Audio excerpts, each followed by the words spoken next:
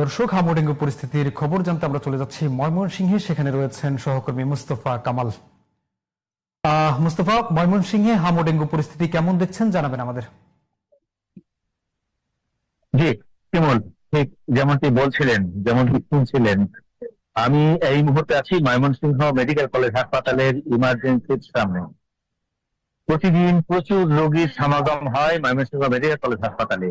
হাম এবং ডেঙ্গু নিয়ে এ পর্যন্ত প্রচুর রোগী এসেছে। গত 24 ঘন্টায় 25 জন নতুন করে ভর্তি হয়েছে। এই মুহূর্তে চিকিৎসাধীন রয়েছে 95 জন ময়মনসিংহ মেডিকেল কলেজ হাসপাতালে হাম আইসোলেশন ওয়ার্ডে। আর ডেঙ্গুতে গত 24 ঘন্টায় 12 জন নতুন করে ভর্তি হয়েছে। এই মুহূর্তে রয়েছে 33 জন ময়মনসিংহ মেডিকেল কলেজে হাম ডেঙ্গু ওয়ার্ডে। ডেঙ্গু ওয়ার্ডে আপনার নতুন করে আপনার মশারি এবং সরবরাহ করছে এবং চিকিৎসকরা সর্বোচ্চ সেবা দিয়ে যাচ্ছে। আরেকটি কথা জানিয়ে রাখি, 1000 শয্যার এই হাসপাতালটিতে বিভাগীয় জেলা সদর এই হাসপাতালটিতে আশেপাশের জেলা থেকে প্রচুর রোগী আছে। এখানে আপনার রংপুর, লালমনিরহাট, সুনামগঞ্জ, গাজীপুর, টাঙ্গাইল, কিশোরগঞ্জ থেকে রোগীরা এখানে চিকিৎসা সেবা নিতে আসে। ডাক্তাররা সর্বোচ্চ চেষ্টা করছে চিকিৎসা সেবা দেওয়ার জন্য। আরেকটা জিনিস বলি, ময়মনসিংহ মেডিকেল হাসপাতালে এই রোগী বেশি হওয়ার কারণে চিকিৎসা উপকরণ অর্থাৎ সেবা উপকরণ গুলো অপ্রতুল হয়ে যায়।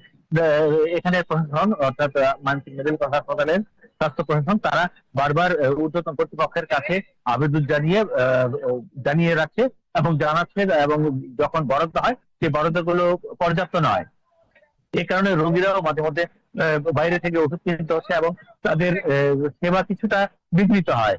এই কারণে রোগীরা ভুগছে, বিভিন্ন সময়ে বিভিন্ন ইয়েতে তারা ভুগছে এবং বাইরে চিকিৎসা নেওয়ার জন্য বাইরে চলে যেতে হয় তাদের অনেক সময়।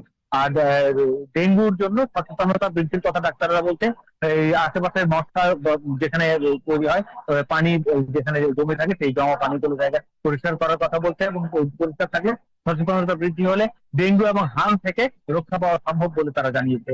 আরেকটি কথা বলে রাখি, হামের টিকা ময়মনসিংহে শতভাগের ওপরে এবছর সম্পন্ন করেছে এই প্রচার প্রচারণার ফলে। অর্থাৎ এই প্রচার প্রচারণায় সর্বোচ্চ টিকাদান সম্পন্ন হয়েছে এই জেলায়। এই ছিল আমার কাছে ময়মনসিংহের সর্বশেষ। কেমন মুস্তফা, আপনাকে ধন্যবাদ।